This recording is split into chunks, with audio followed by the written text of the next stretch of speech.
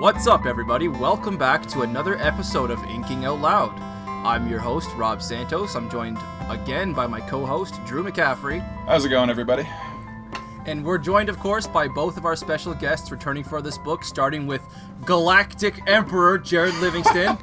Oh, yes. And Mr. Peter Goebel. Peter, thank you for coming back, dude. Yeah, absolutely. What's up? Sorry, were you going to say something there? Oh, no. Oh, okay. I thought you were going to go on. Sorry, dude. Today is episode 36, and we're going to be wrapping up our discussion of The Shadow Rising, Book 4 of The Wheel of Time by Robert Jordan. And just a quick reminder, once again, because we have a special guest who hasn't read beyond the end of this book, we're not going to dive into spoilers for the future of the series. We'll pick back up again with that once we continue with Book 5. But for now, Peter, you're safe with us, my dude. I promise. So, Cool. Without further ado, Drew, give us a recap of what we've just read.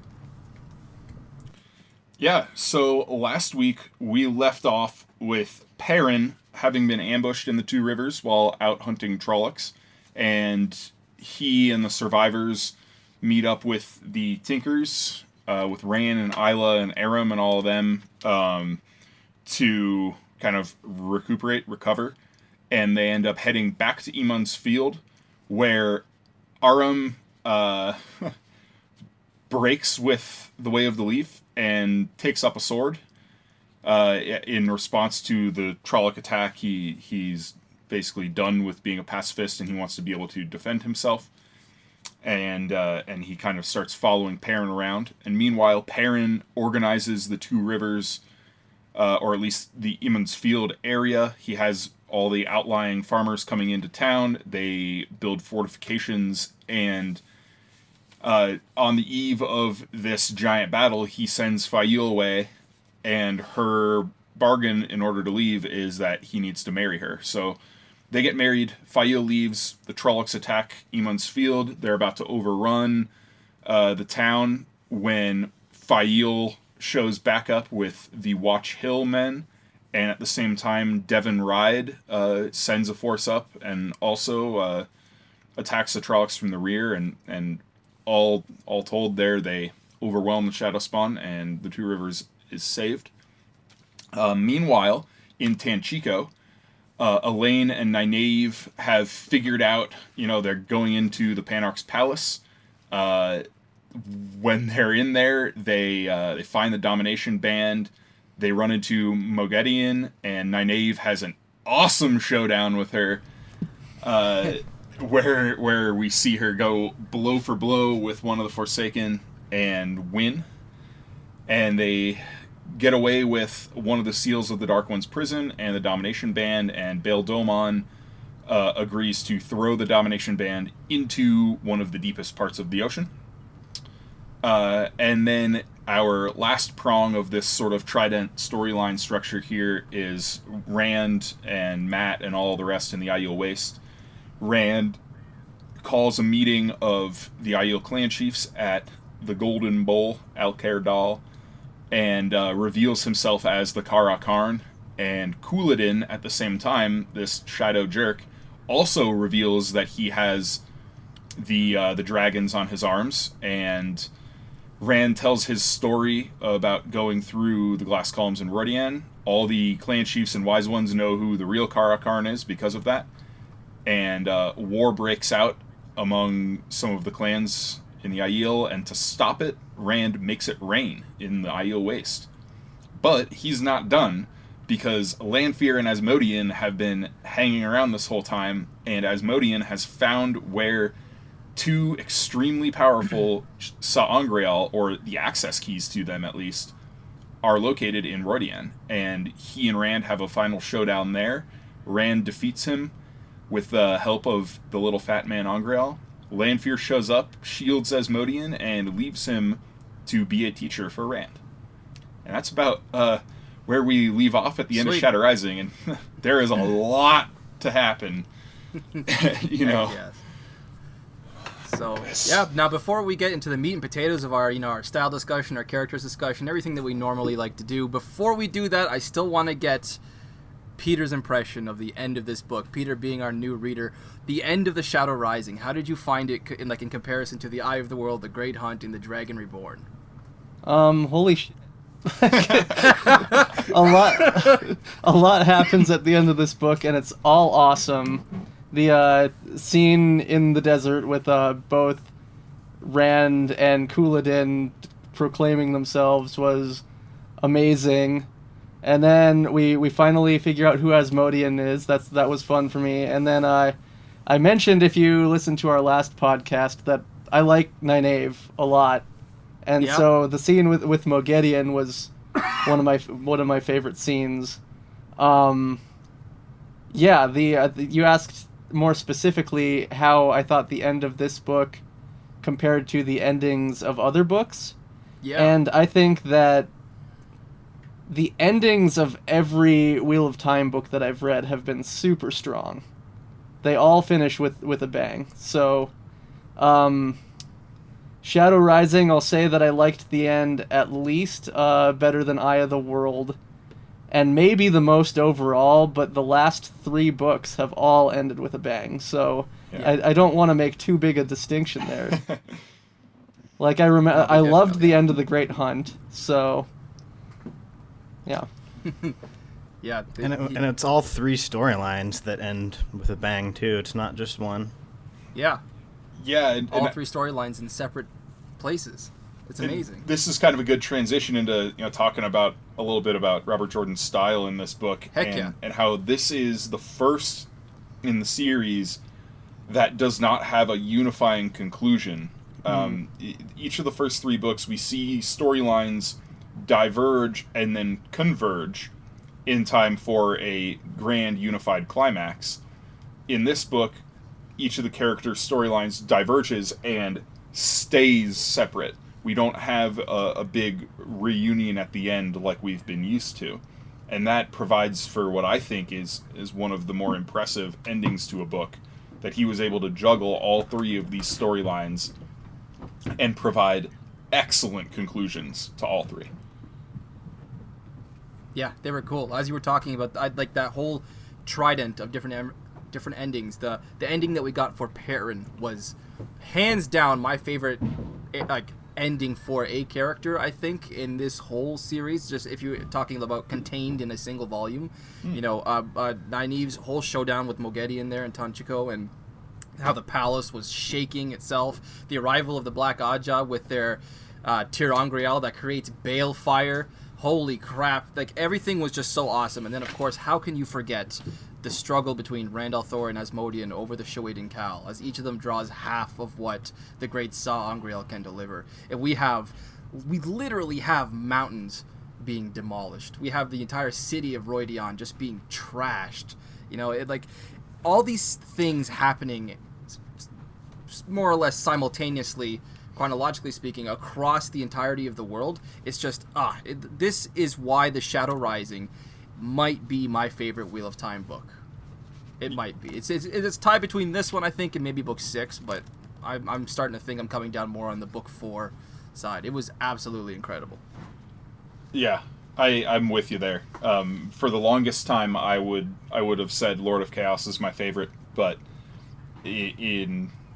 after recent or relatively recent rereads, I think Shadow Rising, I think it's paced a little better, and it has some real moments of literary brilliance, like the Roidian sequence that I don't think is there in Lord of Chaos. So, I think Lord of Chaos is more iconic, but yeah, and the end of Shadow Rising is better. Yeah. Okay. I do like the way you described, Rob, the duel between Rand and Asmodean, and how much of the power was being thrown around. Where you're talking about, the earth is heaving, the city that has stood, undisturbed for thousands of years is being brought to rubble. Rand opens one end of the valley and creates a giant lake.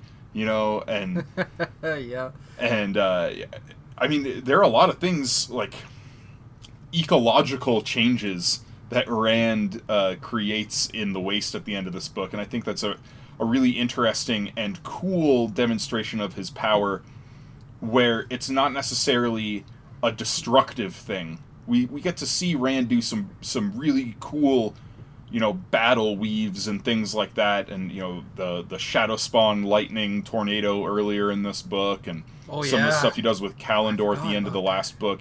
We get to see him do these violent things with the power, but now we see him do something that's, creating rain to stop violence, and how he has transformed the dynamic of the Aiel Waste now. There's a lake in the middle of this desert.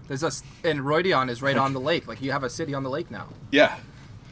So I would also mention that he does something Lanford didn't think was possible in cutting off Asmodean from Dark One. Yes. And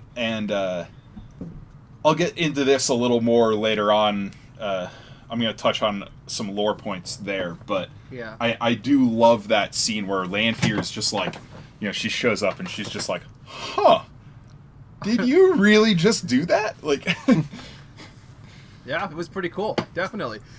Talking more about Jordan's style, I do want to bring up, once again, and this is something I've mentioned in a few recent episodes, and I'll say it again. It's his penchant for ceremony that I just find really, really cool. And of course, in this book, once again, he's utilizing the Aiel as a vehicle for that. We have the arrival at Cold Rocks and the asking permission to enter the hold.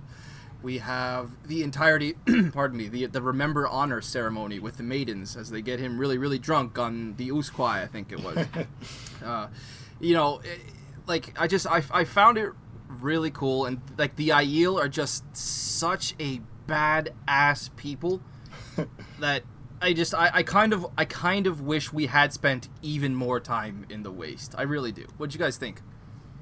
Yeah, I think that's a good point. Tying back to what we talked about with like the ceremony, the Borderlander customs that we saw Land teach Rand in the Great Hunt, and then we see new cultures ceremonies as we move into this series, and I like a lot of what you were saying about the Aiel, and another thing that really stood out to me was actually the battle song, the Wash the Spears, that they're all singing as they're pouring down the slope toward El Kerdal. The Tardad. Oh my god, it was such cool. a powerful scene. Hold on while I go change my favorite scenes real quick and make an adjustment.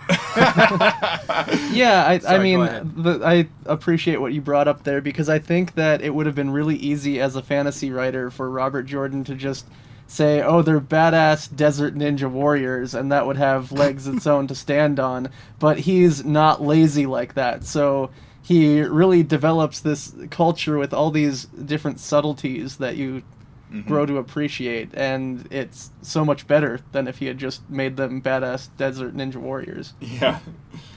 Well, and it kind of feeds the whole storyline between Rand and Aviendha, with her trying to teach him their ways. And how cute are they? Well, I don't know if I'd call them cute at this point, but I see what you're saying. Yeah. Oh man.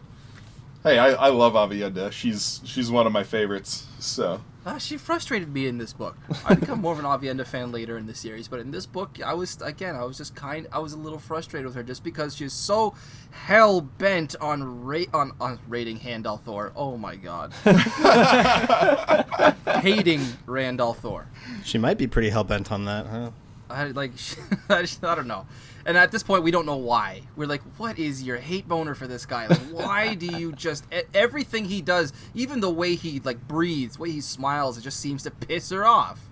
I don't know. But like I said, I become a way bigger Aviendha fan in the future. Definitely. Yeah. Do we want to jump right into character discussion, then? I do have a couple more style things that I wanted to get out of the way. All right. I wanted to talk about Jordan starting to flex his muscles in the area of, at least I'm starting to notice now, in the area of dramatic irony.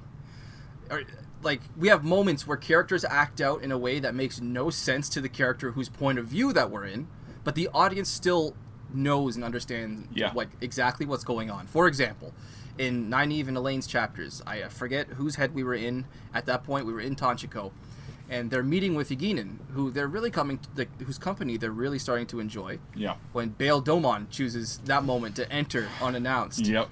Boom! Eginin flying over the table, throwing punches, trying to kick his ass. Yep. And of course, Nynaeve and Egwene, they're like, what the hell are you... Or Egwene, listen to me. Nynaeve and Elaine, they have no idea what's going on. They're like, Eginin, what are you doing? But we know exactly why Eginen's doing that, right? Yeah. Another example. Nynaeve first meets the Wise Ones in Tel'aran'rhiod, and she argues that she's perfectly aware of the danger she's getting herself into, and the Wise Ones suddenly put, pigtails on her.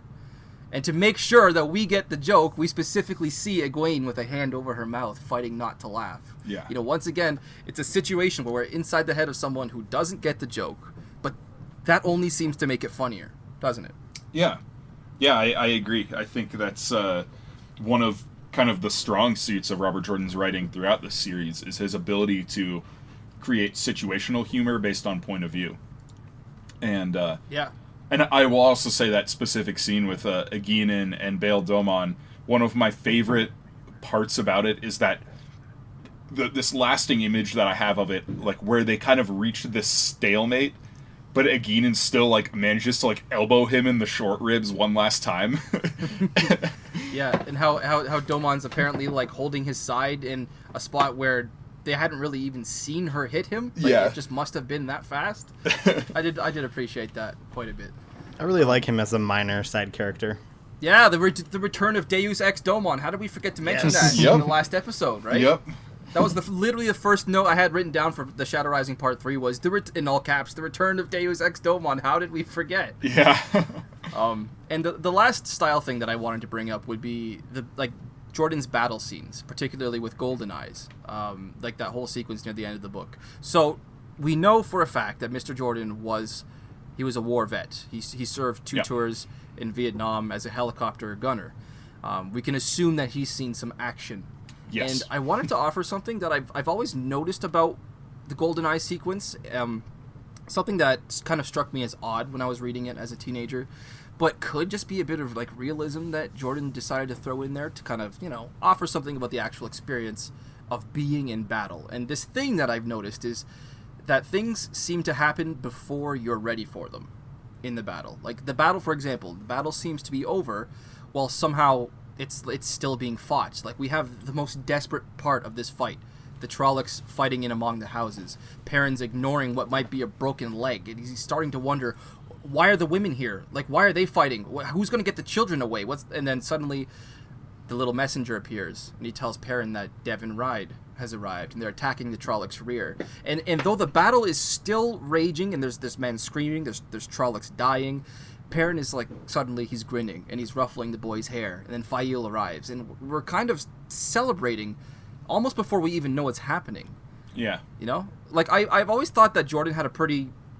Well, actually, I wrote down esoteric, but that's not the word I want to use. Eccentric way of approaching his battle sequences. Get this repeated idea of battles being hard to gauge in terms of time. He couldn't tell if it took minutes or all day. Or even at the beginning of the Wheel of Time, we had Tam saying in his fever dreams, battles are always hot, even in the snow. Had to get away. How do you guys feel? I guess that's what I'm boiling down to here. I wanted to ask how you guys feel about the style of Robert Jordan's battle sequences. It's certainly effective, and I think it conveys chaos in the right way. Yep. Yeah. You, Peter? Sorry, go ahead. I would also say one thing that stood out to me here was his ability to describe the battle scene between Nynaeve and Moghedien, and having these 2 people fighting frantically with the power, and if an outside observer were to look at them, wouldn't be able to tell much other than these 2 women staring at each other. Mm-hmm. So I think that speaks to his talent, being able to describe both kinds of battles. Yeah. Yeah.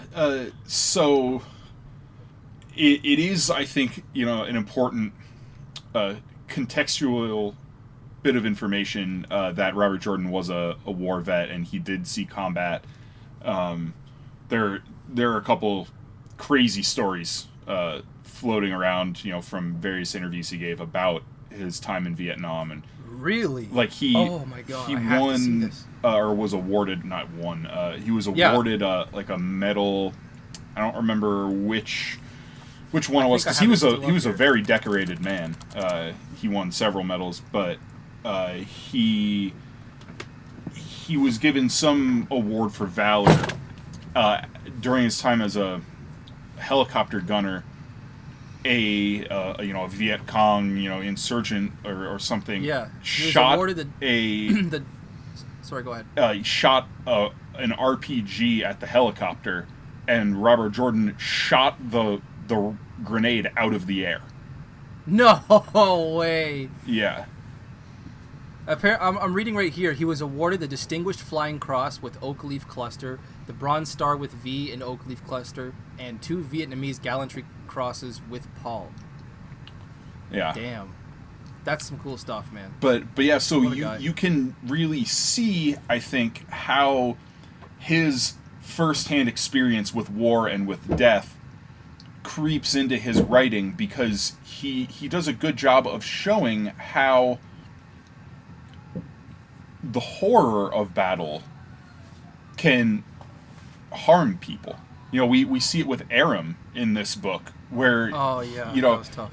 He clearly has PTSD from this Trolloc attack, and completely discards his old life because of it, and takes up a life of violence. And even during the Roydion sequence with Migran, I think, who was taken by the soldiers, and yeah, she was just catatonic afterwards. Mm-hmm. Definitely, that just struck me.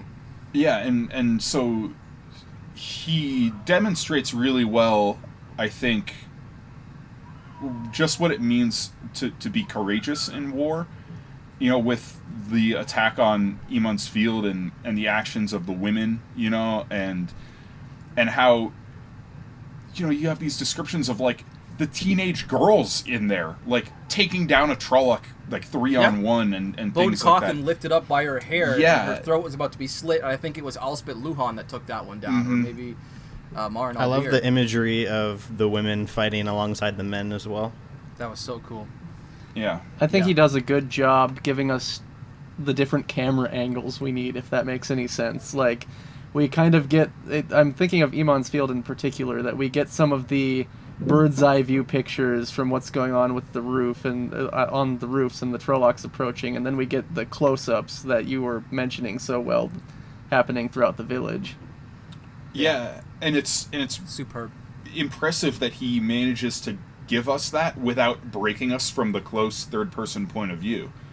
Like, we're still in Perrin's head, right? And it's just the way he lays the battle out that allows Perrin to see and comment on these things.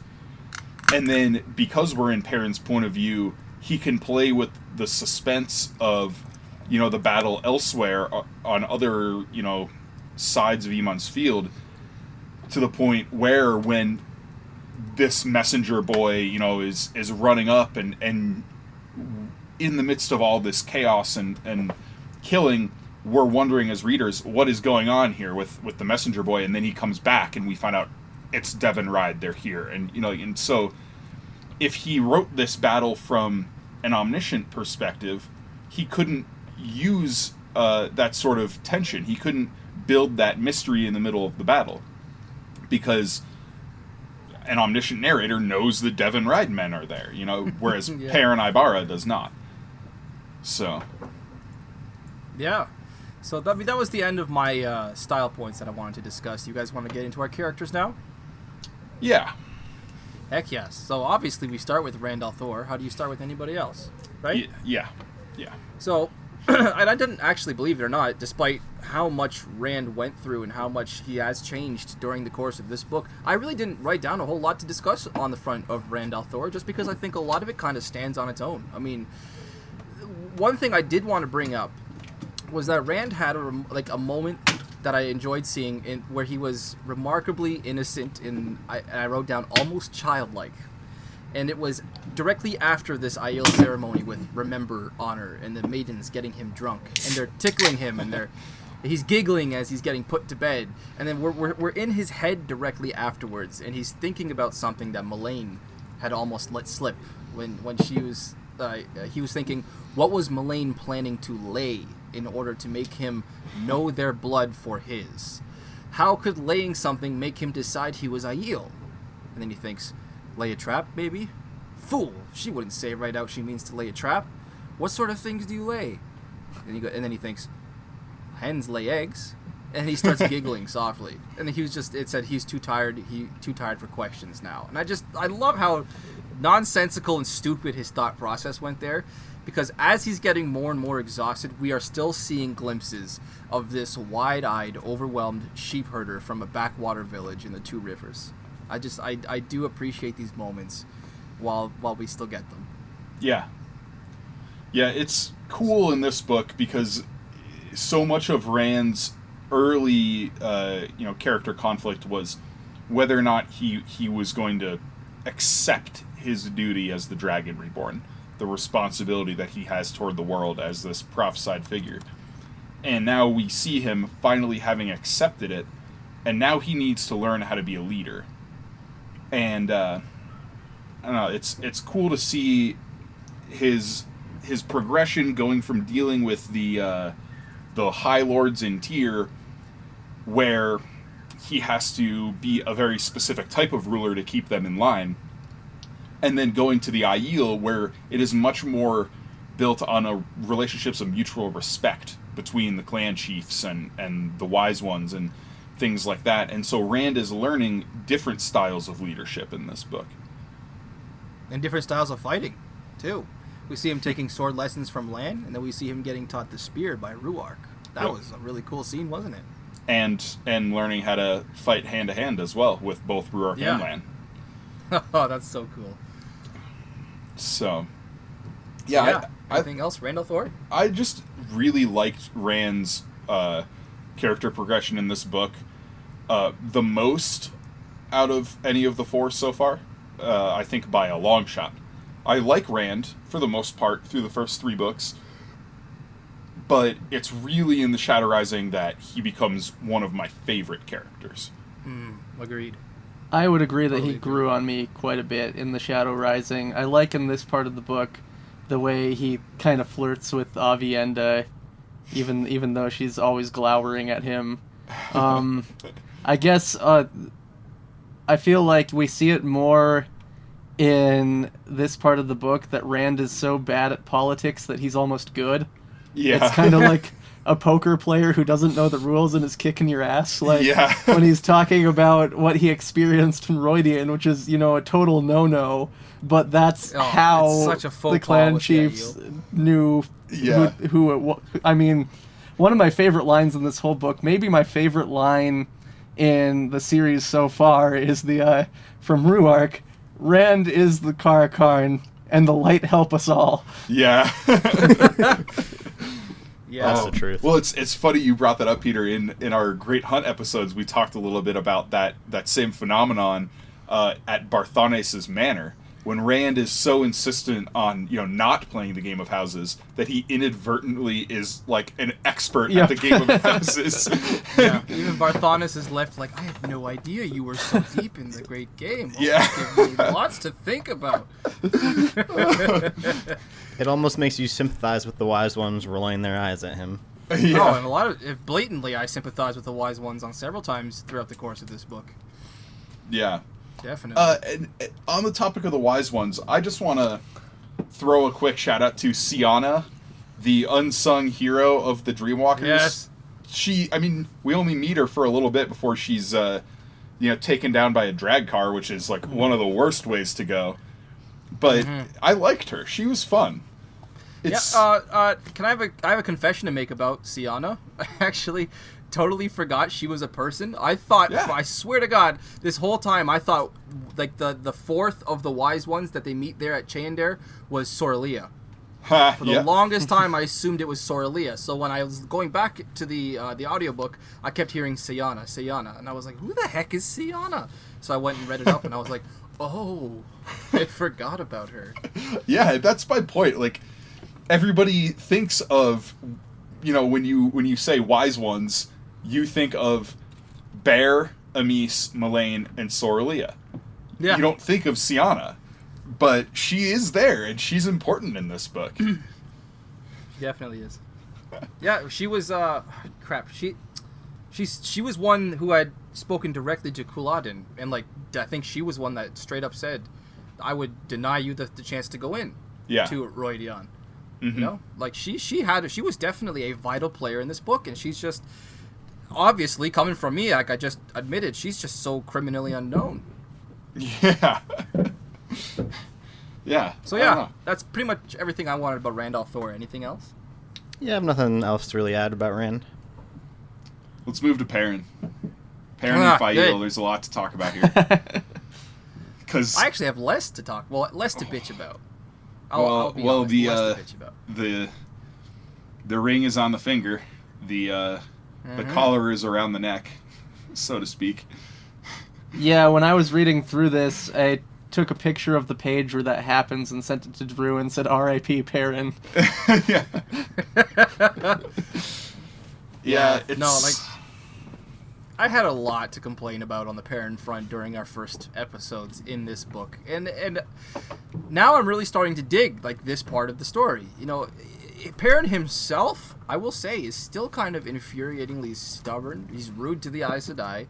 He's completely unwilling to take charge, and I mean, he's just so incredibly like willfully ignorant of his own physical limitations. When, like, for example, trying to get out of bed when he can't even stand to go fight Trollocs. Yeah.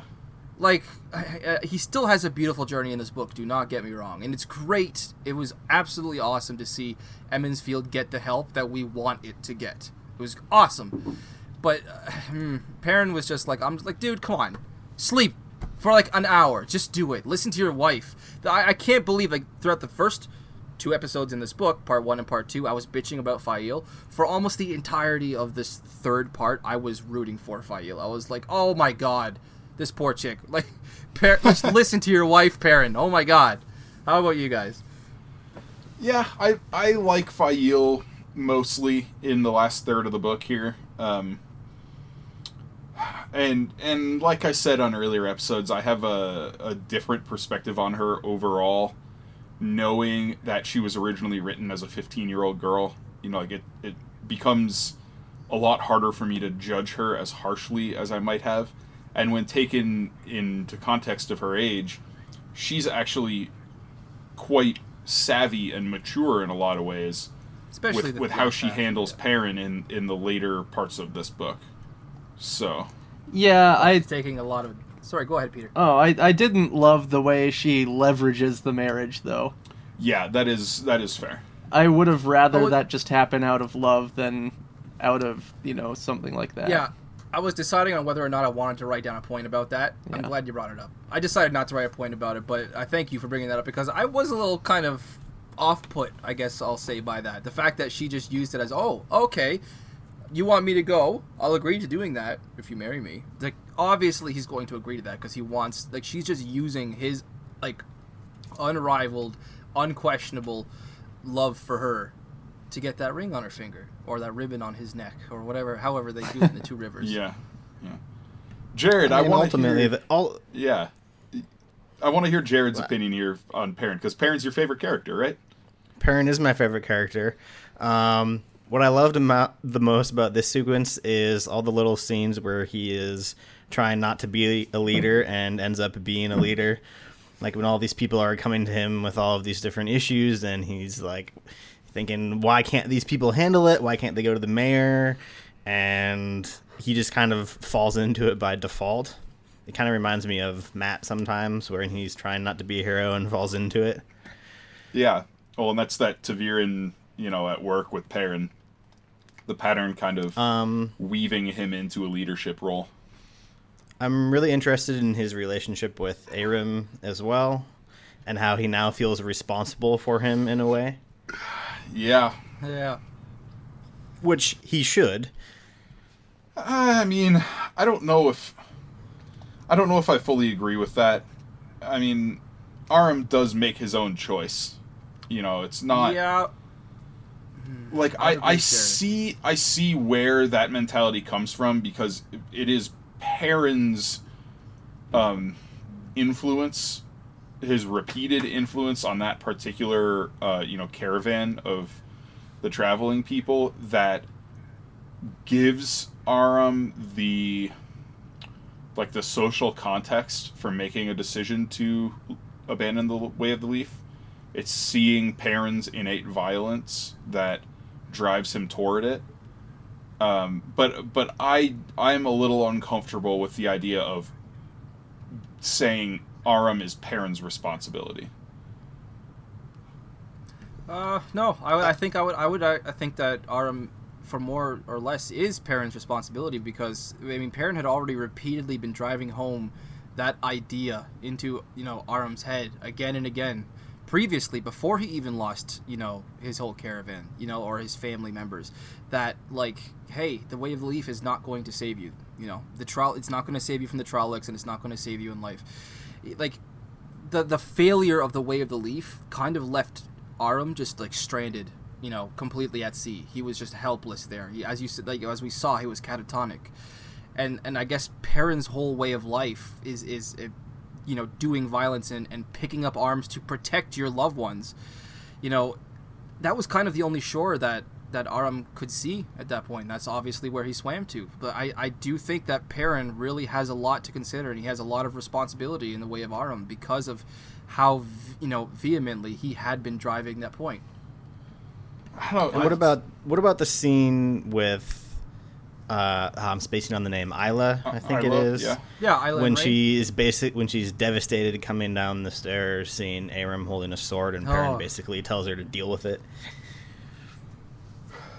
Yeah, that was tough. I'm not saying it's the wrong decision, but he's certainly responsible. I'm a little uncomfortable with that, because that takes away Aram's agency. Aram is his own man. By saying that Perrin is responsible for Aram's decisions, no. Aram makes his own decisions. Maybe he drew inspiration from Perrin, or he sees Perrin as a a model to shape his life after, but that doesn't mean it's Perrin's responsibility. Take this sword, go to Tamal Thor, tell him that I asked him to train you.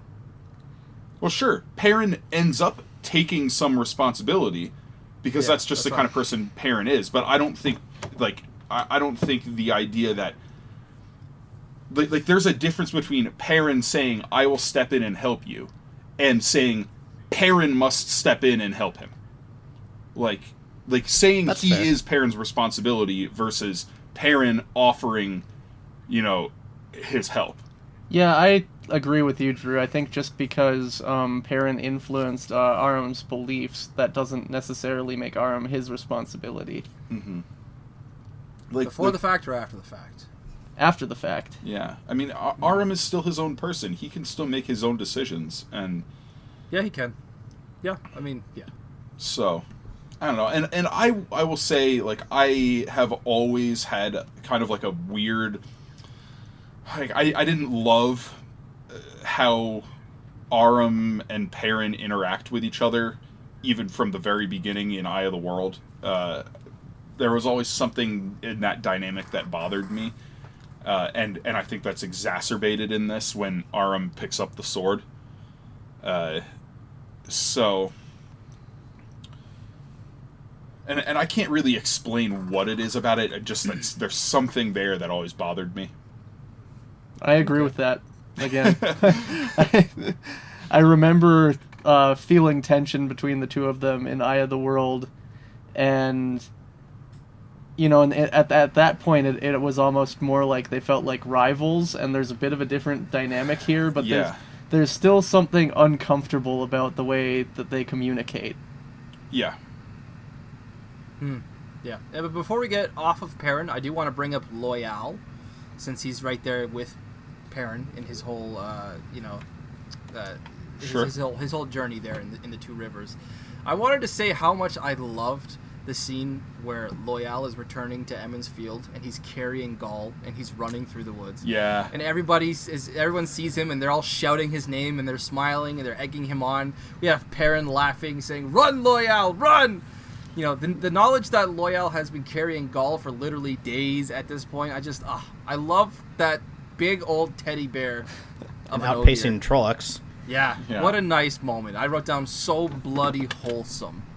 Yeah. Yeah. I mean, How do that you describes Loyal pretty much to a T. Is wholesome. Yeah, wholesome. And I really loved that scene that we got where Perrin is trying to send Faile away from the two rivers before it falls. And he's trying to send her away under the false pretense of gathering aid from Camelin or speaking to the Queen, whatever. Loyal enters and he asks her to take his book. And which totally fucks up Perrin when he says, "You should fly free, Faile. She should fly free, Perrin." And Perrin is just like, "Oh, Loyal, you've got to be shitting me right now." You know, and then I did also want to say, Perrin, Loyal might not be the most oblivious person in this scene here. Yep. You know? Yep. Faile is clearly on to Perrin. She's so clearly on to what he's doing. Oh, He's just yeah. like, "Ooh, I that mean, works his surprisingly whole well." like explanation, it has so many holes in it where he's like, "Oh, we can hold out for tons more time. It's fine. Like, Yeah. but we just can't quite handle finishing them all up, so we're gonna need some help from Camelin." It's like the logic there makes no sense. Like, Yeah. oh. Anyone He's tired else? and desperate. Yeah. But sticking with Perrin and Perrin ancillary characters, we haven't really talked much about Slayer. No, we have not. In fact, I hadn't even written him down to talk about. Holy crap. What did you want to say about Slayer? Well, the biggest thing in the last part of this book is the implication, I'm not going to say the outright confirmation, but the implication that Lord Luke was somehow Slayer. You know, where Perrin defeats Slayer in the World of Dreams, and then Lord Luke, you know, comes bursting out of his rooms and runs from the inn, you know, with a chest wound in the same place that Perrin got Slayer. And it gives us another piece to the puzzle, and this is tying back to the Great Hunt with the Dark Prophecy there. And that quote in the Dark Prophecy, you know, Luke came to the mountains of doom, Isam waited in the high passes. You know, one did live and one did die, but both are. You know, and we see now Lord Luke here tied to this idea of Slayer, an evil, clearly shadow, some sort of dark friend. And then again, when the Trollocs are attacking Emon's Field, they chant the name Isam. Isam. Isam. And it's tying these little pieces back together to that Dark Prophecy that we found on the wall in Faldara. So we know... And doesn't Varen make particular note of it as well? Yeah, Varen says... I think she just murmurs, "Interesting," when they... and pulls out her notebook. Typical Varen. Yeah. The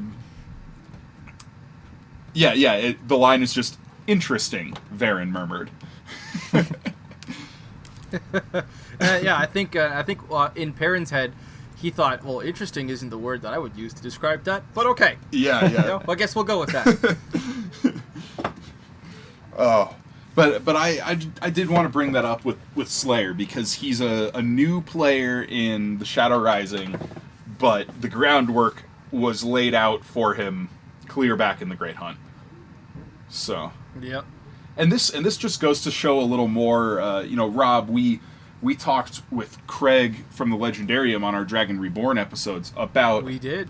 About the initial plan for the Wheel of Time. The idea of, you know, it was originally planned as a trilogy, and the question arose of, well, was that original trilogy just the Eye of the World, the Great Hunt, and the Dragon Reborn, and that was where he was going to end it? Or was it something more than that? And this Isam point here, I think, is a little bit of supporting evidence on for my theory that his trilogy was going to end with A Memory of Light. He just, ended up having like 7 books of content for each book, because it would make no sense to have that dark prophecy in The Great Hunt with things about Isam when Isam doesn't even appear until book 4. Right? And there's so many little tidbits from Min's viewings, for instance. Yeah. That, and that's one, yeah. They don't even get touched on in the first 3 books. So it would have made no sense for him to write those into Eye of the World if he never intended to even address them again.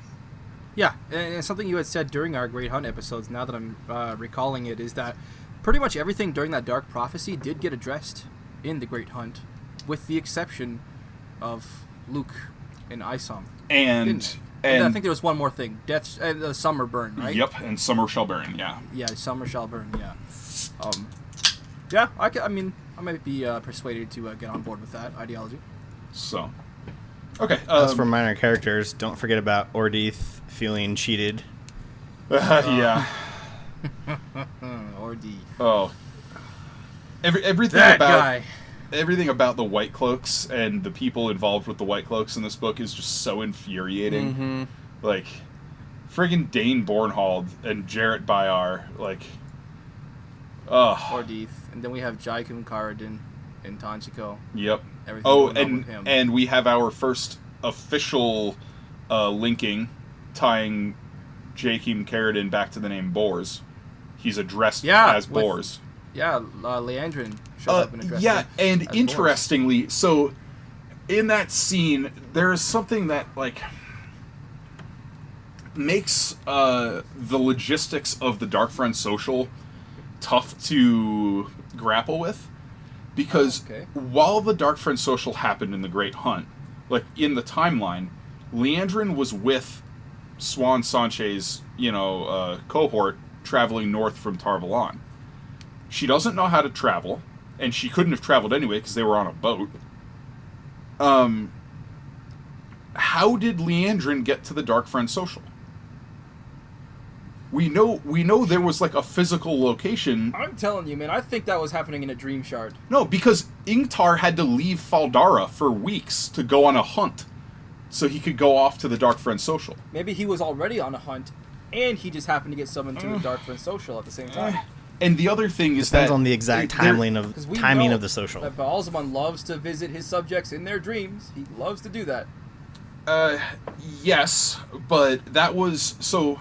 Man, without spoiling anything big, there are other details in A Memory of Light specifically that point to that Dark Friend social happening in a real place, and one of them is the Zomara, the Shadow Spawn servants. The servants. Yeah. Okay.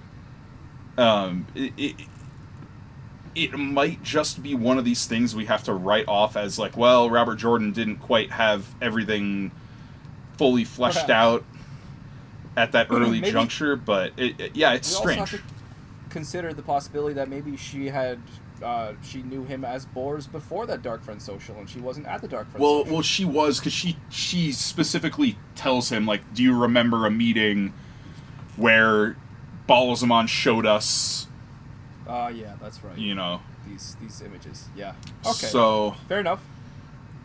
Yeah. I don't know. Just characters. Like a weird lore conundrum that I don't really know what to do with.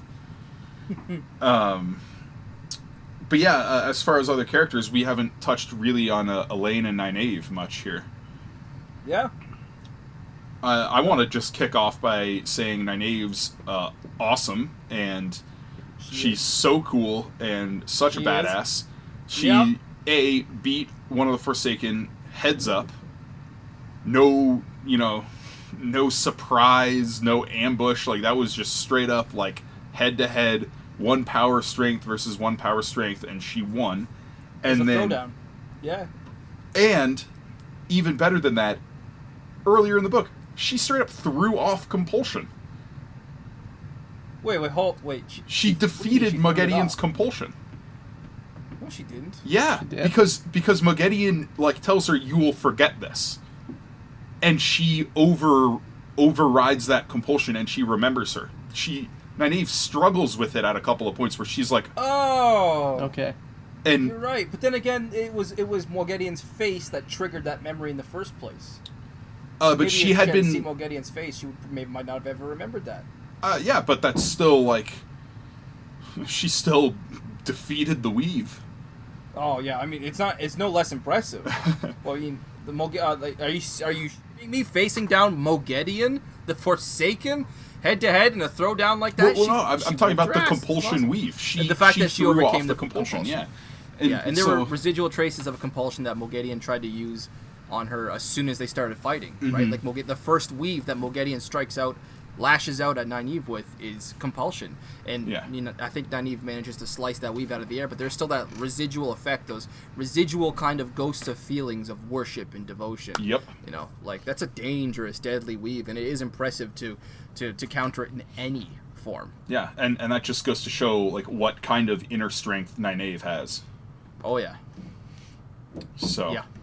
Yeah, no, I got the was sense, ahead, wasn't she like, weren't there hints that she was fighting off the original compulsion, yes, there were. like as it happened? She was struggling with it. Yeah. Well, you mean immediately afterwards when they're kind of like, Yeah. wait, what just happened? Why is my memory kind of she was a nice lady. Yeah, she was very polite, wasn't she? Is that what you're talking about? Yeah, and Yeah, and yeah, goes- like, it just seemed- there are little tidbits here and there after that too. Oh yeah. But I remembered her struggling with her braid Nynaeve, and yeah. whatnot while the compulsion was happening. Oh. Mhm. Yeah. Yeah. I mean, I was really pumped for Nynaeve when she faced down Mogedian and she actually won, you know. But there's one thing I will say about that scene where she actually beat Mogedian in combat. I really wish Nynaeve had been paying more attention to Mogedian's attempt at distraction, which Yeah. I fully realize how that sounds. I wish Nynaeve had fallen for the distraction. Sure, okay, I get it. But Mogedian was just saying so many interesting things. You know, she starts talking about her time, the Age of Legends, as they call it now. She almost mentioned planets. Yeah, exactly. She's throwing reveal after reveal after reveal in Nynaeve's face. And what I wrote down here, Jarrod, I almost lost it at travel to other worlds, even in the sky. Did Yeah. you know that the stars are, and then ellipses, and I was just like, more! I want more of this! And Nynaeve has to think, okay, I'm not falling for this. And I can see why. It was awesome to see her kind of distract Mogedian, toss that thing at her, kind of hit her with right between the eyes with the domination band, right? Yep. Awesome. Really cool. Really cool way to like to kind of humble this kind of mythical, legendary person with just something so simple. It's like, okay, we're fighting with the one power. We are insanely strong. The palace is shaking, but of course Mogedian takes it for granted. She sees herself above everything, and something so simple as being struck between the eyes by something that Nynaeve threw. I just love how that was her downfall. That hubris. It was perfect. It was very quaint. I want to say, well done, Mr. Jordan. Oh, yeah. And how about Object that Mogedian's transformation afterwards, and we see just how much of a coward she really is. Yep. Starts licking her lips. If you set me free, we can come to an arrangement. Shut the fuck up. What are you saying? What do you honestly think Nynaeve's going to fall for that? I mean, just the fact that Mogedian engaged Nynaeve in battle tells you how much of an underdog she really was. Yeah. It was Yeah. so cool. I mean, it does also tell you just how strong Nynaeve can be. Yep. Because even the weakest of the Forsaken is orders of magnitude stronger than any living Aes Sedai today. Yeah. And I don't think Mogedian is the weakest of the Forsaken. She is, yeah. She is? Yeah. Oh, yeah. Oh. And Nynaeve at this point is still kind of growing into her strength, or has she Correct. achieved it fully? Nynaeve probably She's does a wilder, not... right? So she's got a lot of experience, arguably. might Nynaeve actually does be at not her. reach her potential probably until Book 9 or Book 10. I would have That's thought cool. Bilal was the weakest of the Forsaken, but I guess he just got screwed. Yeah, Right. Yeah, no, Bilal is one who I never really consider almost when I'm thinking about. But Bilal and Balthamel, they're just so wiped aside so quickly that Right. I don't really take Like them seriously. Bilal, I called Bilal. Like he was just in and out. Yeah, I'm pretty sure, I'd have to double check, but I'm pretty sure Asmodean was the weakest of the men. Okay. 1 power. Oh, he was. Asmodean was the weakest of the men. Yeah, I'm trying to pull up just like the quick little chart here. Actually, no. According to the companion, Belal is the weakest of the men. Booyah. Balthamel, Really? Asmodean, and Taim are listed as ++3, and Belal is ++4. Then Agenor, Demandred, Samael, I see. Logain are ++2, and then Rand, Morden, and Robin are all ++1. Yeah. And I was really surprised to find Whatever out that recently that means. Semirog was one of the strongest of the females. Uh, I didn't realize that Semirog was on a level with Lanfear. I was like, holy crap. Yeah, Lanfear, Olivia, and Semirage are all +12, or rank 1 for women. That's crazy. Yep. Anyway, yeah. So, we haven't had a chance to discuss Elaine. Now, I didn't really write down anything Elaine concerning, but did you guys have anything about Elaine that you wanted to get out of the way? I did think it was pretty cool how she saved the Panarch. Yeah. You know, she just kind of...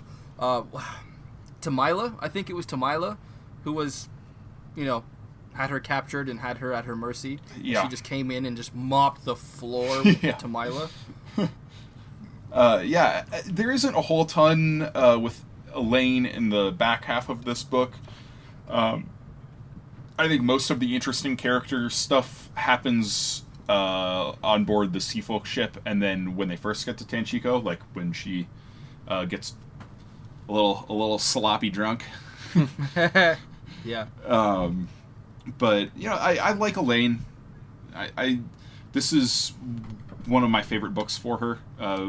She was competent in this book. Between her dealings with Nynaeve and Tanchico and her time with Rand and the Stone, I liked Elaine in this book quite a lot. She was pleasant. Yeah. Yeah. And this is really before Elaine's radius of suck really comes into play. Yeah, what you had mentioned, you So- had teased earlier. Yeah, that really doesn't start happening till a little later in the series. But for now, you know, everybody around her is pretty cool, so you can't really complain too much. Yeah. Peter, Elaine, anything you want to discuss? I mean, along with her saving the Panarch, I was very much amused by that whole situation, that, you know, the torture that the Panarch was going through, and Elaine's kind of compassion that I think somewhat stems from being somebody who's in a royal family, Yeah. seeing somebody disgraced that way. But some of the things that Tamale was doing to the Panarch was like, holy crap, like forcing her to eat hot peppers, and Yeah. Yeah. So, Rob, Yeah. how did you pronounce her name? Who? The Sorry? black sister there? Tamila. Tamila, okay. Yeah, I always said Tamail. Temaile. 99% of the names I pronounce, I'm going to be going off of the audiobook pronunciation because Yeah. that's how I consume the books in preparation for the podcast. Because I weld for like 60 hours a week, so I'm just listening to the audiobook for the vast majority of it. Fair I enough. always thought tamale because it amused me to say it that way. Tamale. I also want to give a really quick nod to Mr. Jordan once again for that excellent bit of foreshadowing, because if you remember, I think it was Nynaeve that had heard that it was damn it, we got, it might not have been Nynaeve, but we got some sort of hint earlier that someone had heard somebody singing raucous Yeah. sort of Yep. sailor songs Yep. Coming from the Panarch's apartments. coming from the Panarch's apartments, and it was so just dismissed out of hand, like, okay, well, that's ridiculous, but Yeah. it turned out to be very, very important, didn't it? Yep. I love how deft Robert Jordan is at just planting certain seeds. What is it, He's- like he's a master. I've loved 100 sailors, or Oh, the actual yeah. quote. Yeah, Oh, man, it's... the actual song was pretty good. Well done, dude, I guess. Yeah, because it was like... There was a couple different songs. yeah, but yeah. Well, so the two quotes right here are, "My breasts are round and my hips are too. I can flatten a whole ship's crew." Yeah, flatten the whole ship's crew made me go, damn! Explicit Yeah. My goodness, Mr. Jordan. Oh my gosh. Yep. So. The only other character points I have to go over are one really quick with Couladin, and let me see here. Oh, and Egwene. We haven't discussed Egwene yet. We have not discussed Egwene, yeah. Yeah. I didn't find Egwene like too difficult to stomach in this book, only because I think I know how hard the wise ones are kind of working her. I don't understand why she feels the need to keep up these false pretenses as an Aes Sedai of the Green Aja, particularly in front of Moiraine, but I guess Moiraine just doesn't care for some reason. Yeah. How'd you guys find Egwene? I'm gonna mostly hold off on talking about her in this book because a lot of the things that I'd want to discuss are explored further in theme in the next book, and I think that's a better place for me to address them. But I will say I am here is where like my frustrations begin with her for the most part. It's here where some of her tendencies that I don't like as much, that bother me, start popping up. And a big part of that is how she treats the Wise Ones' tutelage, and how she betrays their trust by going behind their backs and to tell her Anriad. And like I said, I'll talk about that more in the next book. But well, because she's special. Yeah. But I don't know. I don't get the impression that Moiraine doesn't care. It was I got more of the impression of like the whatever, I'll let you dig your own grave. Yeah. Yeah. I think that's where Moiraine was going with that. Oh, that's a good point, because you know what? That's true, because I was always wondering why Moiraine would let her get away with that. But if Moiraine had any inkling as to Ji Ito and how the Wise Ones would treat, eventually, the revelation of that dishonesty, you know what? You're absolutely right. Peter, you might have just changed my mind there for me. Moiraine was probably just letting her dig her own grave. Yeah, I think she was laying low with that. Oh, that's such a good way to put it. Yeah. Yeah. Yeah. Yeah, I don't have much to add on Egwene. Okay. Does anybody have any points on Matt? Okay, so I was wondering whether or not to bring up Matt because I didn't write down anything for Matt, but at this point, it was about 10 minutes ago, I realized we hadn't discussed him yet, and I was like, oh, should I say something? But I decided not to. What about you guys? Do you have anything about Matt that you wanted to discuss? Matt's I loved Matt. role in this book is so different. It's like almost more of a reversion. Because while we do still get some points of view from him, and there's a little bit of character development, it's nothing like it was in The Dragon Reborn, where Matt is a focal character in the book.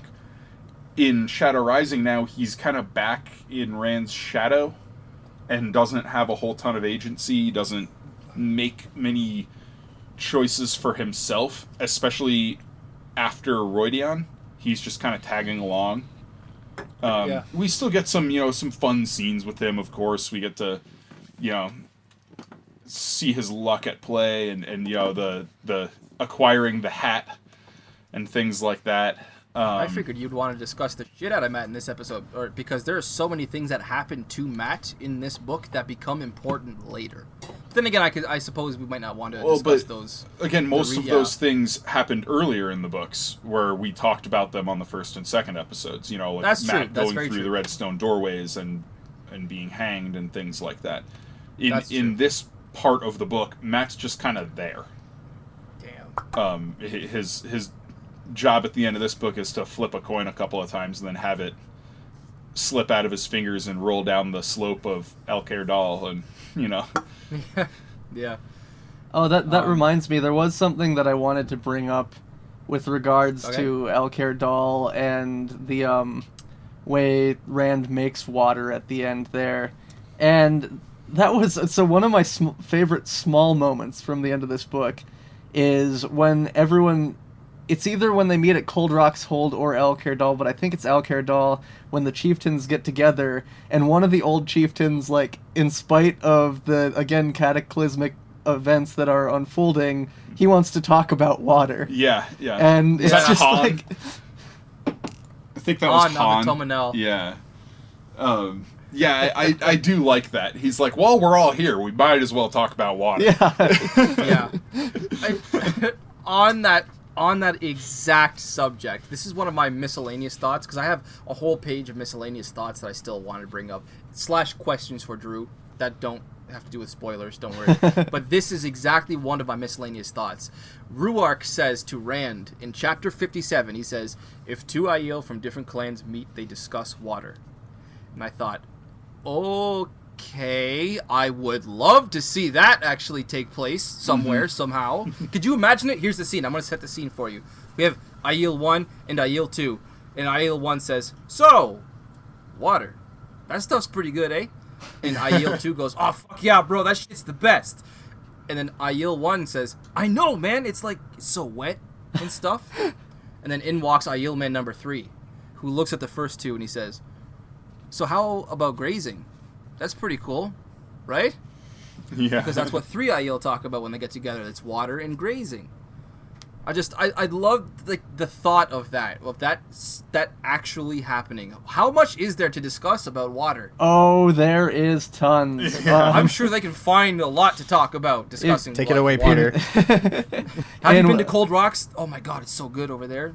In western Like- Colorado, which in some ways is like not western Colorado, but the western U.S. in general, including western Colorado. I forgot that you guys actually have a water culture. Arizona? down there. Yeah, Arizona, which in some ways is like the Aiel waste, but not entirely.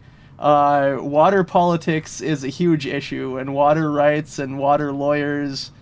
Oh man, there's a lot to unpack there.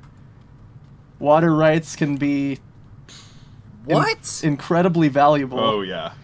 Well, because in the East U.S. and a lot of Canada, there's just plenty of water. So Dude, I'm in the middle of the Great Lakes. I can't walk Yeah. 5 minutes without coming into water. where Jarrod lives, there's over 1 million people, and it's naturally a desert. There shouldn't that's be Arizona. water, but because of the way we've tamed the Colorado River, everybody is fighting over that water. And you're a wetlander. You're in the area I where am a wetlander. where water is I'm plentiful. more than a wetlander. Oh. I'm Yeah. like the fucking sea folk over here, dude. I mean, I'm in no way as badass as an Aiel, but I've always kind of identified with them because they're like, I live in a semi-arid area, and I'm just like a trail runner in the desert a lot of the time, so... Anyway. Yeah. Oh man. That was answered for me. Slightly tangential there. As far as Alcair Dal goes, the translation is the Golden Bowl, and it's Yeah. this acoustically perfect, amphitheater. Yes. And I've always wondered if Robert Jordan knew about Red Rocks in Colorado, and if he had any inspiration from that venue. It definitely made me Oh. think of Red Rocks. Yeah. That wasn't where I thought you were going with that. Red Rocks is supposedly... Yeah, I look thought up. that was in Texas. No, look up Red Oh, no, Rocks Round Rock. I'm Amphitheater. thinking of Round Rock, yeah, okay. Yeah, Red Rocks Rocks Amphitheater in Morrison, Colorado. It's one of the most gorgeous music venues in the world. I mean, it's insane. Cool. So, but yeah, Will do. I've always wondered about that, and of course I'll probably never get an answer, but that's kind of my headcanon, is that Alcair Dal is inspired by Red Rocks. Yeah, like when you look up lists of best places to see a concert in the U.S., Red Rocks is usually number one, if not the Gorge. Yeah, it's either the Gorge or Red Rocks. Yep. Yeah. That's awesome. Yeah. I gotta check this out now. Um, I'm gonna be listening to this file later, and I'm gonna be like, oh, writing that down on my phone to check out. yeah. Any other characters? I really briefly wanted to touch on Couladin. Yeah, go for it. I wanted to say that he always bothered me, and I think it's just now where I actually figured out why. And it's because he's pretty much just a stereotypical child, isn't he? Yeah. Oh, totally. He completely lacks the ability to hide any amount of emotion, no matter how much or what kind. He seems he acts on pure instinct, impulsively, with no thought for his actions. Even take the way he moves, the way that Jordan describes his movement at this exact scene at Alcair Dal, when Savannah gestures for Couladin to take the stage, and Jordan describes him as scrambling onto the ledge. Yeah. His face an angry red.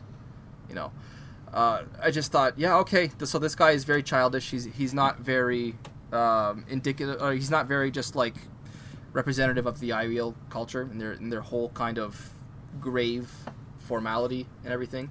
Right. But I did want to ask something specifically about Couladin in this scene, and this is when he bared his arms and he actually showed the double dragons. Right. Were you on your first read through, especially Peter, since I've got you here, were you surprised when you saw those? I mean, right at first, I think I was a little surprised, but to me, it pretty quickly became evident that he was easy for the Forsaken to use as a pawn. But I don't know if it was so much surprise as it was like, oh God, here we go. Here we go. Yeah, It's more of an annoyance. yeah. Than anything. I was definitely aggrieved. Like, it was obvious that it was going to cause a lot of chaos. So, I honestly don't remember. It's been... See, that's... like, I've read this book the most. I don't think I've read any book on Earth more than I've read The Shadow Rising. I've read this book probably 40 or 45 times. And the first time I read this was 18 years ago. Like, a lot of my first impressions of this book are long lost to the winds of time. Okay. But I can't believe you said that.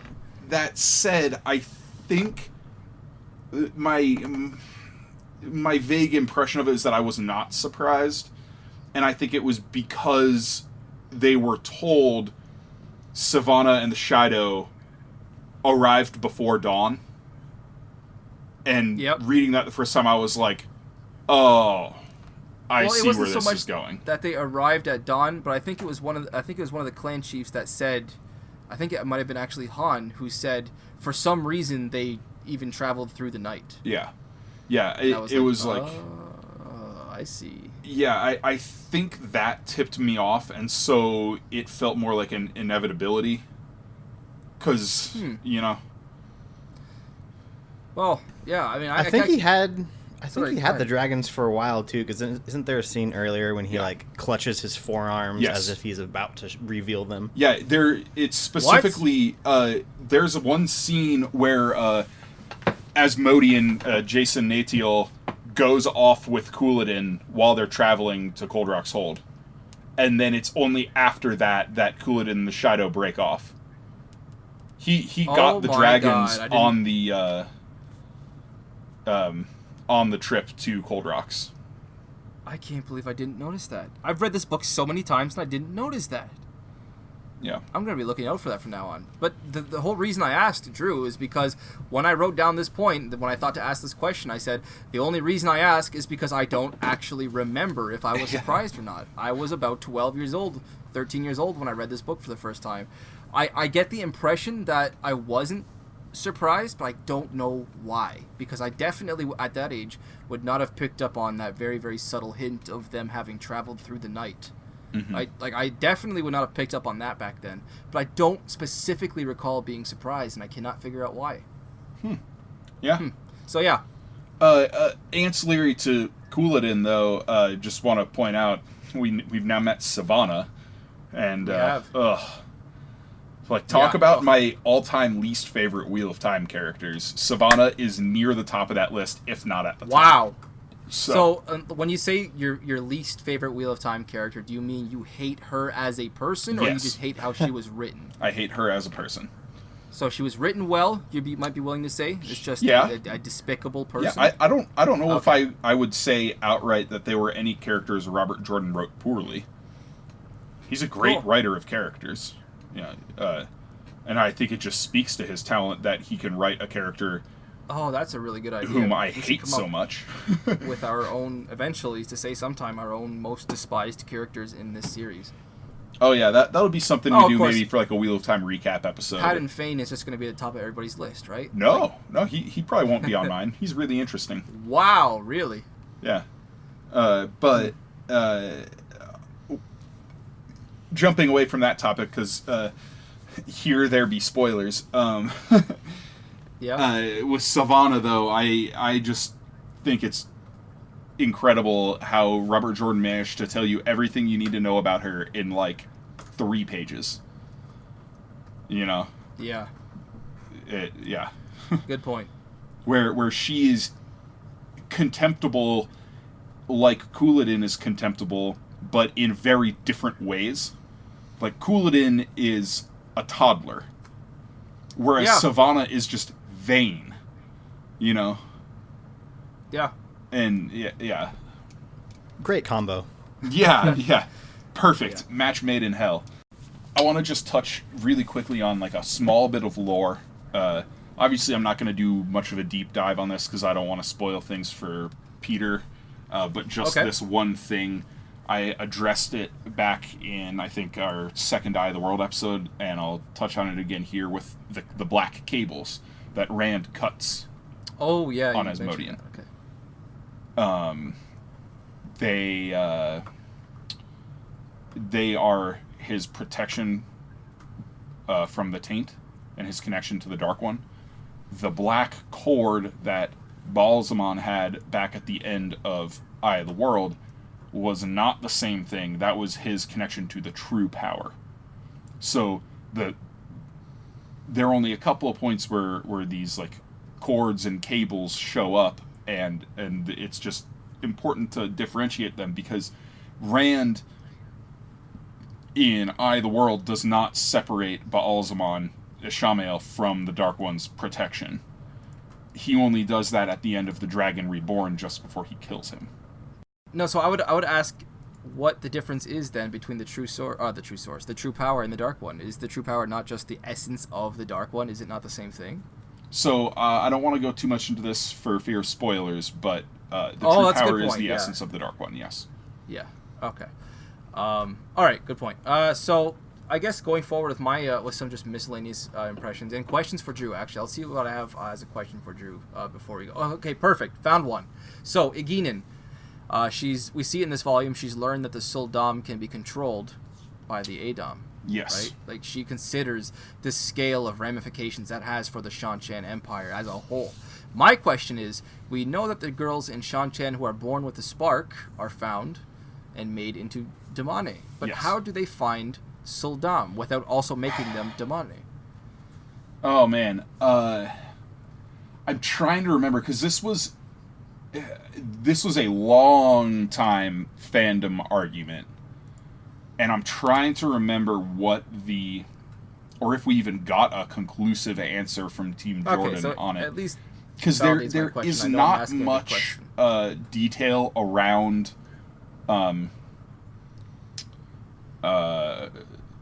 the testing itself in Shan-Chan.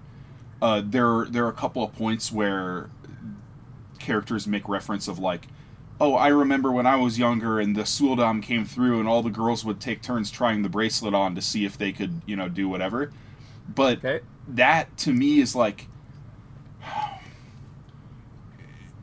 the only way it makes sense to me is if they have a specific testing for the spark. Yeah. They find the spark, and then Adom on each girl's neck. and then you get collared, and then they test for Suldam after that by having any remaining girls put the bracelet on, and okay. so they wouldn't be picked up because they don't have the spark, but they would be able to use, because if they tested for Suldam first, all the Sparker girls would also be able to use the bracelet. Yeah. So Yeah. Okay. I can see that being possible. A likely way that could happen. yeah. Okay. My next point, I'm going to get a little nitpicky. I will admit. I do this on occasion. And I will say, for the most part, I understand I'm reading epic fantasy. I can suspend disbelief about the One Power, the Trollocs, the Murdral, everything. But there's one thing I'm going to still complain about. It's just something I find hard not to notice. And because of that, it's continuously kind of bringing me out of the narrative. With a lot of the suspension and disbelief, particularly with my earlier examples, these are all possible because of magical reasons. Perrin, on the other hand, has no apparent magical reason for being able to defy basic physics. I'm talking, of course, about Perrin doing battle with a blacksmith's hammer. It's just not... It can't be done. He's not strong enough to fight with a blacksmith's hammer because nobody is. Right? That's just epic fantasy nonsense. We see him taking on Murdral, for Christ's sake. They're described as wielding their blades like lightning. Like the flicking of the tongue of a viper. We see them killing dozens of soldiers at a time. I don't care how shredded Perrin is. Nobody can move 4 pounds of steel around quickly enough to take on a Murdral. And even if he could, the sheer momentum from having to stop and redirect it would tear his arm from its socket after like 3 strikes. Yeah, there's a lot of unrealistic stuff with Perrin's strength in these books. And this is part of why, like, you know, without going way off the deep end here, I kind of roll my eyes a lot when I see all these people complaining about the casting of Marcus Rutherford as Perrin, where they're like, "Oh, he needs to put on so much more weight." I'm like, Perrin is like impossibly big and strong in the books. Like, but Marcus Rutherford is already built like a linebacker. Like, he's plenty big enough. He looks like he could be a blacksmith in real life.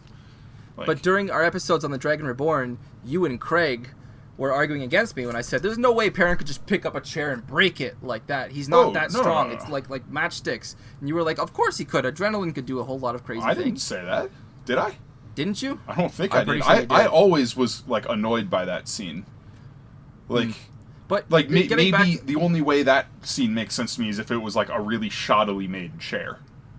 But yeah, and before anybody really calls me out on my experience in this matter, guess what? I'm a welder fabricator. Okay? I spend 50 to 60 hours a week working with hot metal, bending hot metal, and yes, using a steel mallet several times a day. Okay? I'm 205 pounds, and trust me, the mere act of swinging a 4-pound hammer like that, steel hammer, with any force, it throws you off balance a bit. This would be no different if he took Bornhald's sword, for example, and just bent it into a pretzel with his bare hands and then handed it back. Like, when you don't provide a magical answer for feats like this, you have to leave it to the assumption that, well, this guy is just really strong. And it only holds up to a certain point. And Perrin is past that point. For me, he's past that point at this point. Yeah, that's a fair nitpick. Okay, I just want to give Jarrod and Peter a chance to jump in on that. Do you find that unfair at all? No. That's fair. I can look past it, though.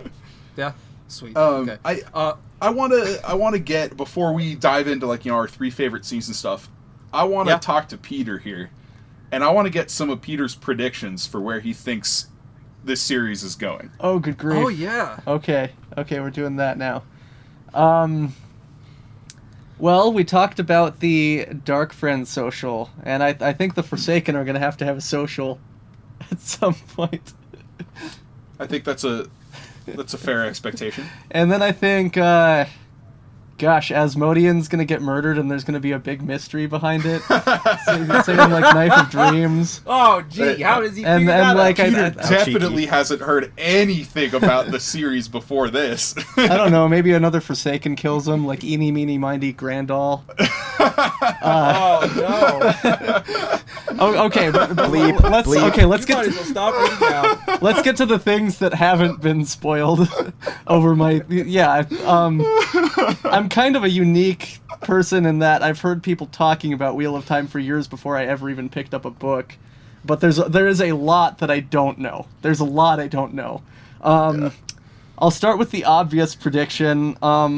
Moradin is gonna get out. It's only a matter of time. He's gonna get out. What is it? Adam for men, or the chains for Rand? The Domination Band. Yeah, the Domination. Yeah, the Domination Band. I don't think that's gonna stay at the bottom of the sea the whole series, but we'll see.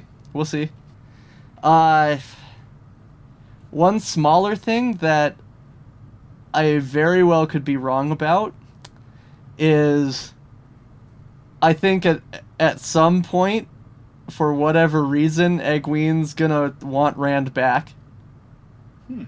Okay. Yeah. Let's see. What else can I throw out there? I want to make a prediction about the Slayer Lord Luke thing, but to be totally honest with you, I don't know where that's going. Okay. Fair enough. Yeah. Okay. Yeah. Cool. I think there's some fun predictions in there. Yeah. I heard a couple. I got a crack out of Asmodean though. Yeah. Eeny, meeny, miny, Grandal. Yeah. I like that. I haven't heard that one yet. Before we continue, there's a couple discrepancies I wanted to bring that I think I found the one that I know that I found in this book. Like between the audiobook and the text. Something that's changed. I know of at least one thing that's changed, so I'm curious if it's the same for you. Okay, so which one do you know of? It might be the same exact one. Avendazora?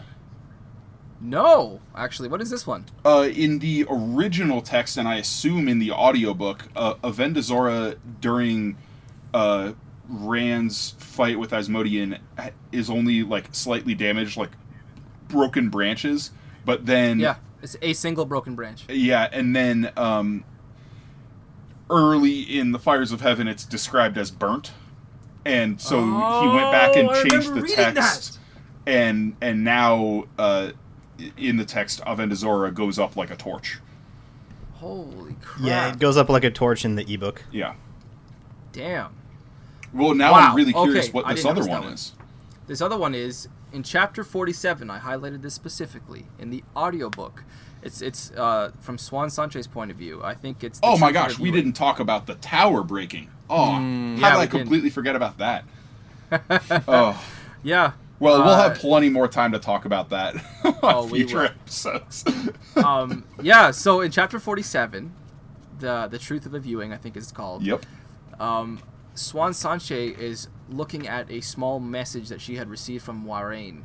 It's really frustrating her as it being one of the only messages she's received from Warren. In the ebook, and I assume the actual text, it says from Warren, it's only one single sentence, "The shepherd holds the sword." In the audiobook, that sentence reads, "The shepherd holds the stone." Weird. So in my book here, there are two sentences, and it is, "The sling has been used." The sling has been used. I remember The reading shepherd that now holds in the the book sword. now. I remember reading that. It's in my hardcover, not my hardcover, my physical copy that's over there on the shelf. The sling has been used. I didn't remember that line until you actually said you remembered two in that sentence. Why do they keep changing these? Yeah, I would be very curious. I mean, I like the shepherd holds the sword much more than the shepherd holds the stone. You know what? That both sentences might be in the audiobook, but I know for a fact because I went through and listened right before we started this episode. I had the audiobook in front of me and I listened to the audiobook, the ebook in front of me, and I listened to the audiobook in time minutes before we went live, and it's absolutely true. The ebook says shepherd holds the sword and the audiobook says shepherd holds the stone. Interesting. Yeah. And my second discrepancy, there's just a small one. I guess it's also a question for Drew. When in that same scene, Elida brings Swan out of her study and she sees her warder, Ulrich, Yes. dead on the floor. She didn't feel that happen?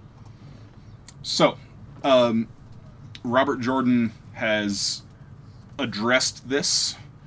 Let me pull up the interview quote very quickly for you. Cool. It's good. It's reassuring to know that I'm asking questions that other people have asked. So, Robert Jordan said, "A lot of people have asked questions about Ulrich's death. I should have made matters plainer. As I envisioned it, Ulrich, having sensed Swan's extreme shock, came running to her and arrived just in time to be stabbed just before Swan was taken into the anteroom. She should have sensed the knife going in, but that was masked by her own shock. When she sees him lying there, he is dying, though not yet dead. As I said, I should have made it plainer." Oh my god. Okay, I fully accept that. I can see that being the thing because he was bleeding at that moment, described as I think still bleeding, even though he wasn't moving. Yeah. That's a good way to... Yeah. Okay, fully accepted. Cool. Yeah. 3 favorite scenes? Oh, well, let's do 3 favorite scenes. Heck yes. Jarrod, kick it off. Let's see. Golden Eyes, obviously, for me. Obviously, yep. Obviously. Let's see. I think... So, Nynaeve versus Moghedien was Into the Palace? Into... Was that? I think it happens at the beginning of Into the Deep. Into the Deep? I mean, Okay. those 2 chapters are back-to-back, so... And then Rand and Osmodian and Rodian. Yeah. That's Yeah. fair. Sweet. One kind of... I guess one other scene I would mention is when Min and Swan are escaping the tower. Oh. Oh. When they... And they're run in with Gawain? Yeah. Mm-hmm. Interesting. Interesting. Cool. Okay. I guess I'll go next. Yeah. Okay, so I am actually very much in agreement with Jarrod on 2 of those. The entire GoldenEye sequence from the beginning with Perrin's letter to Fail, which, by the way, one of the most beautiful goodbyes ever written in epic fantasy. Like, I can't... It's so amazing. The sense of unity before the Trollocs arrived, the actual attack, the arrival of the Devon Riders, we get the expulsion of the White Cloaks afterwards. So perfect. And I wanted to take a second to draw back and just reiterate something that I mentioned previously. I want to say this book in this scene proves that it's every bit as much Perrin's book as it is Rand's book. Oh, yeah. It is... what an amazing sequence that entire thing was beginning to end. So that was my first of my 3 favorite scenes. My second was Loial returning to Emmons Field carrying Gaul. Oh, okay. Everybody shouting his name. Oh, I was so happy for him in that moment that he got that kind of sense of everybody cheering for him, everybody cheering him on, because he feels like such an outcast among the Ogier. Just, again, I'll say what I said before. What a nice moment. So bloody wholesome, right? And my third favorite was another one that Jarrod had mentioned. Rand and Asmodean with a Shoydin Cal. What a battle that was. Nice. Okay. It was awesome. By the way, thank God Lanford didn't find the other one. Oh, Yeah, I know, yeah. right? You can see her looking for it, too. Peter, what about you?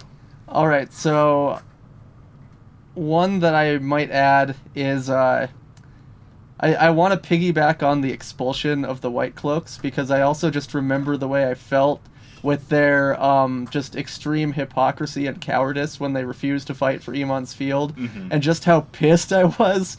And so when they get expelled, I'm just like, yeah, that was definitely up there for me. And then the other 2 are obvious. I mean, Alcair Dal and the fight in the rain, the ruckus with the Aiel when 2 men show the dragons on their arms, and then I already mentioned my favorite quote of Rand Althor is Karakarn and the light help us all, but like the chieftains coming forward like that was part of just the vindication that goes with all the chieftains coming forward to back Rand, and that moment was amazing.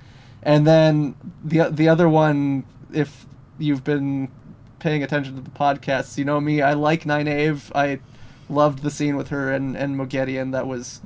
That was amazing. And when Moghedien starts dropping knowledge about the Age of Legends, because that's her final defense. Like, she has no power left to throw at Nynaeve, so she's going with whatever she can. And those would be my 3, I suppose. Sweet. Nice. So before I do mine, I just want to point out I'm very interested in the fact that none of the 4 of us has the Rodian history of the Aiel sequence in our top scenes. Yeah, I did think of one while Peter was talking there that I thought as an honorable mention. It was not the Rodian sequence, but I wanted to bring up that moment where there was the attack at I think it was Cold Rock's Hold. Yeah. Maybe it was the Imre stand, when Rand himself was the one to pick up the stick and bang the gong. Yeah, and actually in sound Cold Rock's that Hold, warning. yeah. It was Cold Rocks. Oh, Yeah. it was. There's just the imagery of that scene where after Rand and Aviendha kind of save each other, he picks up that one and he just starts banging on the gong. It was such a badass moment. I loved it. That's where Rand proved himself more than any other time in this book, I think, of like his worthiness of the Aiel. It was so awesome. Sorry, go ahead, Drew. So yeah, my number 3 scene is essentially Alcair Dal from the point when the spears are singing and pouring down the slope all the way up to Rand making it rain. You know, it's just that whole sequence is breakneck. It is so tense. It's so well crafted. Brilliant stuff. My second scene actually is Hard Heads. It is Wow. From part 1. It is that scene where Elaine expresses her feelings to Rand for the first time, and because it's such a, as we talked about, it's such a moment of like refreshing innocence for these characters who are thrust into roles way over their heads with so much responsibility on their shoulders that it's nice that they get a moment to just be teenagers. Yeah. When she picks up the feathers and keeps them Yeah. because he had wanted them to be a flower. And there's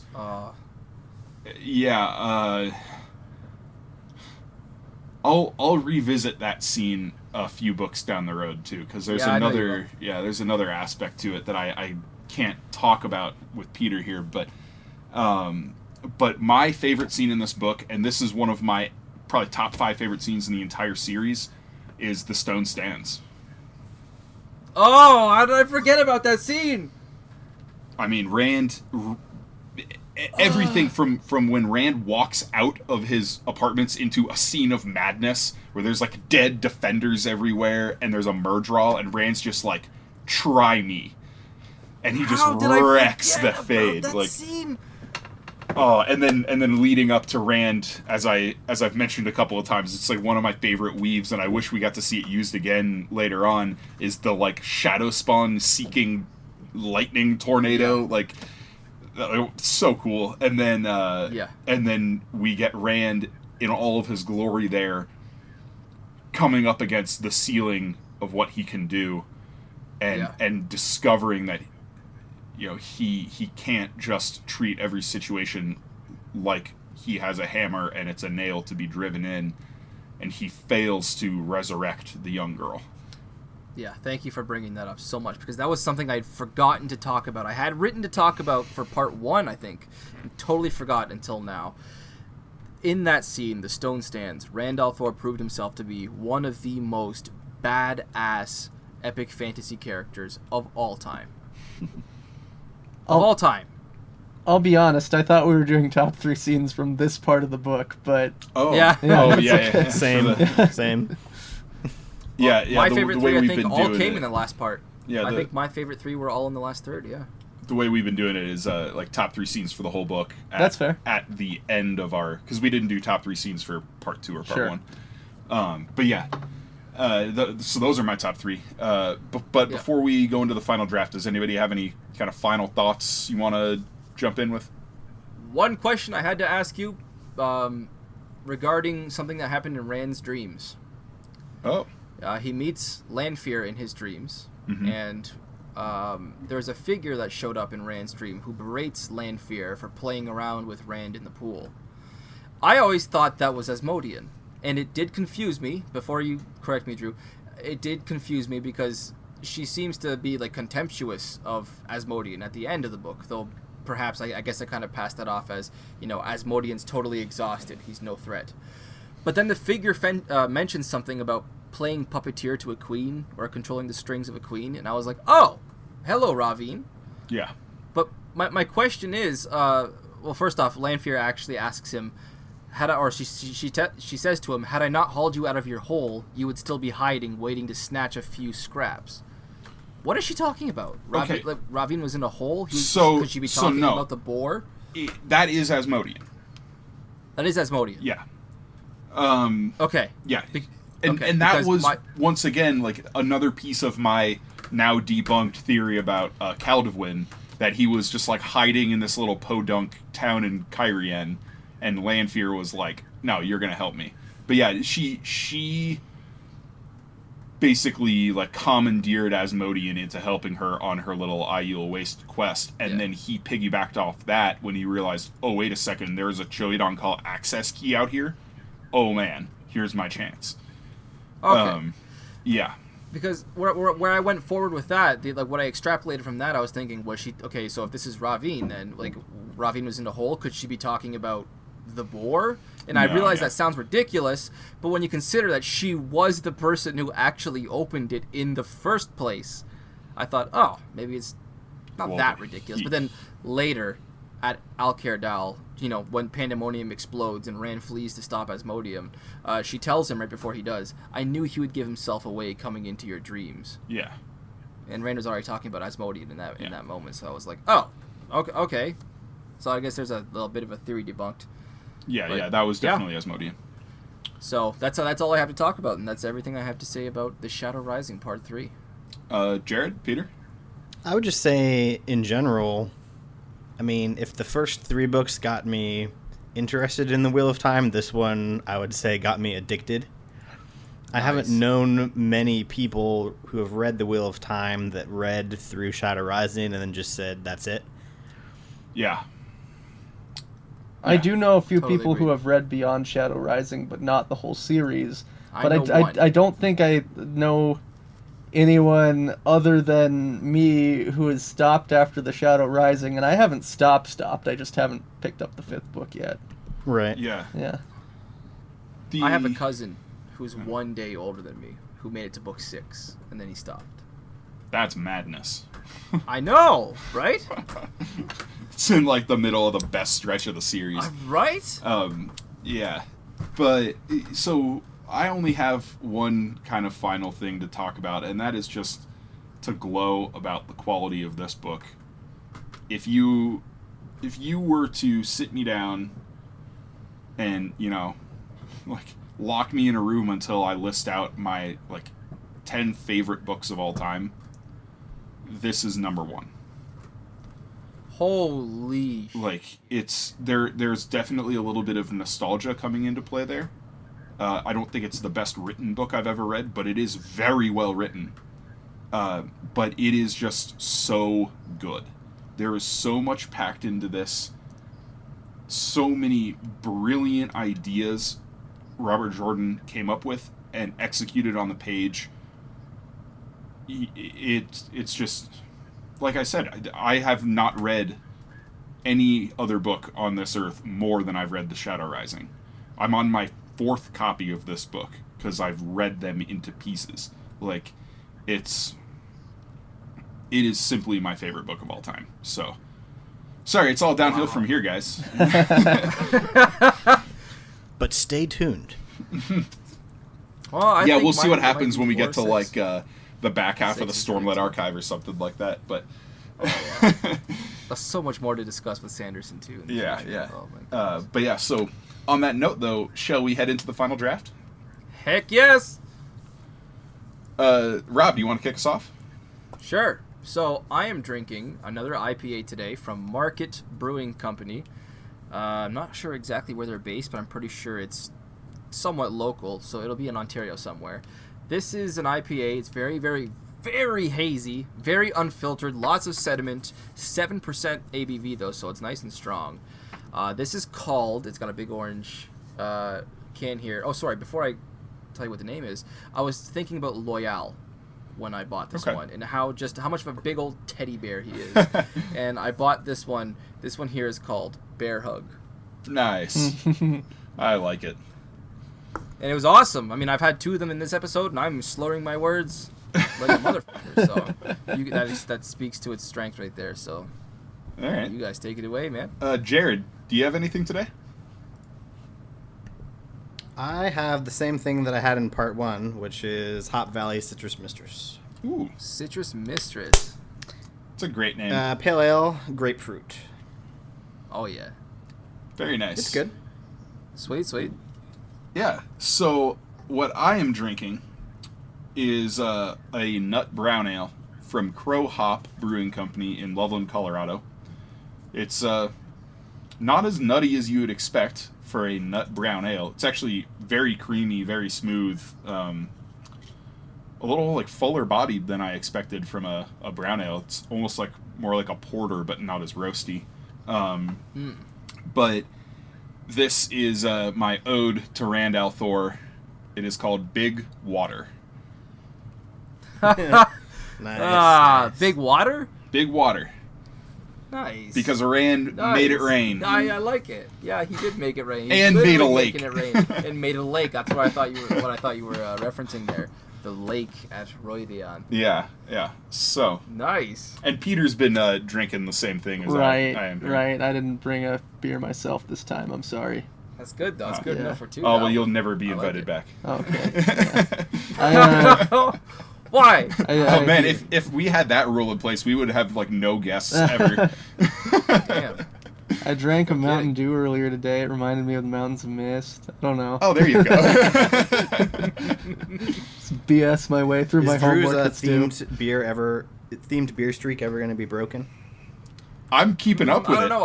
I mean, I think other people have had better choices than him. Namely, yours on episode 16. Skyward. Yeah, Jarrod beat me with Skyward. That was awesome. Heck I yes. love that. But yeah, I will say I already have been planning ahead, and I have beers for several of the later Wheel of Time books stowed away in my fridge that are going to be very good. So I don't know. I had Life in the Clouds for Roidion. That was a good one. Saint of Circumstance for the Dragon Reborn. Yeah. Yeah, man, I'm bringing it lately too. We'll Yeah. see.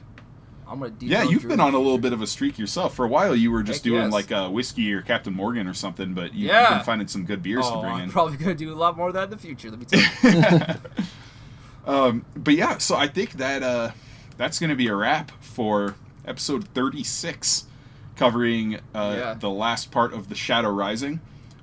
Next up, we're going to be reading through the end of chapter 16 of The Fires of Heaven, book 5. And so we're sticking with the Wheel of Time. We're going to be cruising right through. And in case that chapter number isn't clear enough, we will once again be doing 3 episodes for The Fires of Heaven.